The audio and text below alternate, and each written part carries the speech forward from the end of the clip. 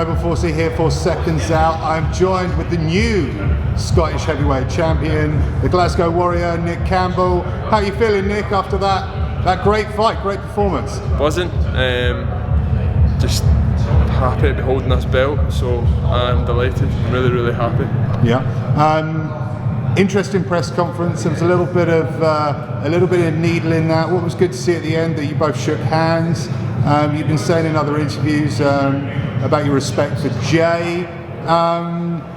Yeah, just trying to get into the mind of that. How you go from wanting to kill someone to then wanting to hug someone.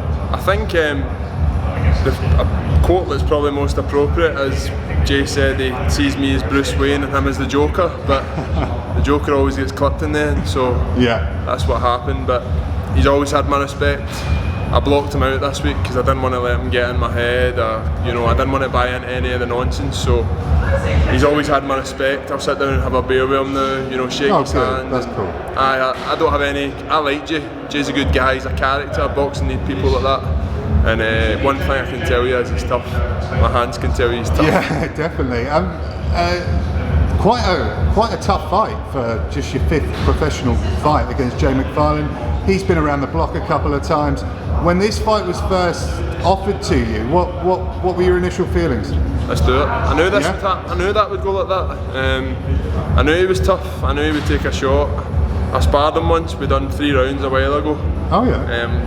I'm not going to talk about what happened in this fight. Of course. I never got dropped. I'll get that in there. And I've never voted Tory, but nah, I had a sparred one. I was an amateur with him, so I knew he was tough. I knew he could take a shot. I knew he was a strong lad. And I'm just happy to get the result. Good man. You're a proud Scotsman, proud Glaswegian.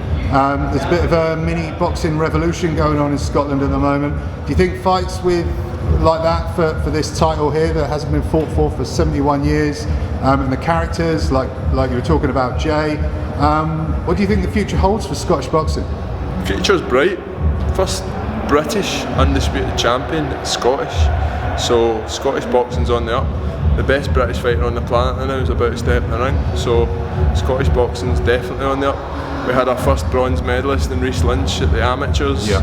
We've got the most boys we've ever had on the British team as an amateur. We've got, you know, boys like Cash Farouk, unfortunately, who's had to give it up. Was going to probably fight for a world title. Lee McGregor.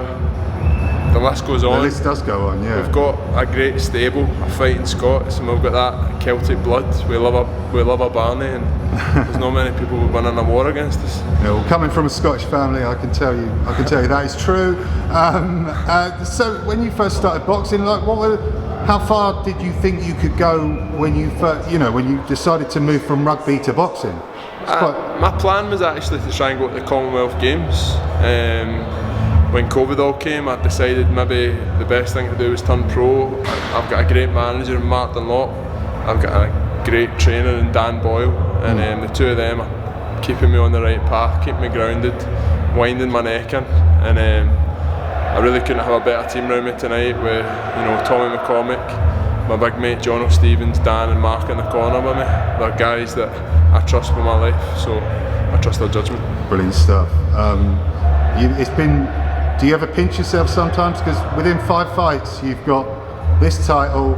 You've been fighting on Sky Sports most of your fights you've fought on TV? 3 of my fights now, yeah. Yeah, three out of 5, so that's more than half. I'm not stupid. I know that, the fact that I'm an ex-professional rugby player who has taken up boxing, it's a little bit novelty. Hopefully I've gained a little bit of respect tonight.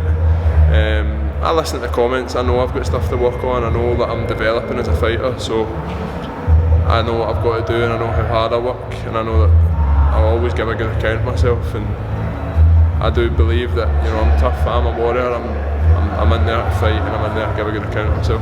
Good man. What's the next piece of silverware you want to win? Don't know. Leave that up to Mark. Like I said, I've genuinely not fought past this fight. I just was fully focused on tonight because I could have slipped up and got knocked out there by Jay if I was silly. So it was just literally one step at a time, one fight at a time, learn every training session and go from there. Yeah. Well, it's going to be hard to defend this belt because there's only 3 heavyweights in Scotland, I believe. So yeah, I think I'm sorry, I can't remember his name. He's a great fella, really good guy. Maybe I did get clipped a couple of times, I can't remember his name. But nah, listen, I don't think there'd be any interest in having a rematch with Jay, to be honest with you, because I think I would get rid of him quicker if I thought maybe. Yeah, I agree. But like I say, just take it one fight at a time. Maybe somebody a similar standard to Jay, another learning fight, another fight I'm going to get a lot from and move on. Yeah, well, there's the Commonwealth title. That could be something interesting. Yeah, who knows? Like genuinely, everybody else's success doesn't dampen my success. I'm on my own path, my own journey, and I'll take it one fight at a time, see what happens, and go from there. All right, mate. I'll let you go. Thank you very much. Well done tonight. Appreciate it. Thank you.